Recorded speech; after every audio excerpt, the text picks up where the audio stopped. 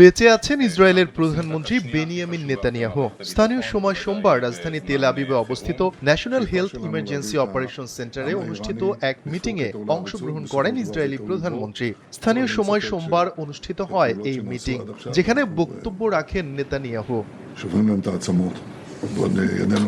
ওই মিটিংয়ে নেতানিয়াহু বলেন, আমরা ইরানের কোমর ভেঙে দিয়েছি।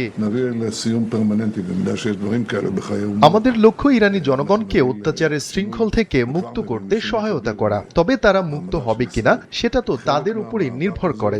আমাদের দিক থেকে আমরা তীব্র হামলার মাধ্যমে ইরানের কোমর ভেঙে দেয়া এবং এখনো আমরা যুদ্ধ চালিয়ে যাচ্ছি। যদি আমরা ইরানি জনগণের সঙ্গে সফল হই, তাহলে বর্তমান ইরানি শাসন ব্যবস্থার স্থায়ীভাবে পরিবর্তন আনা সম্ভব। আমরা ইতিমধ্যে বড় ধরনের পরিবর্তন আনছি, বিশেষ করে ইসরায়েলের আন্তর্জাতিক অবস্থানকে শক্তিশালী করার ক্ষেত্রে। এই সংগ্রামের একটি বড় অংশ আক্রমণাত্মক, আর একটি বড় অংশ প্রতিরক্ষামূলক। প্রতিরক্ষার মূল জনগণের ইচ্ছা শক্তি এবং নাগরিকদের শক্তি।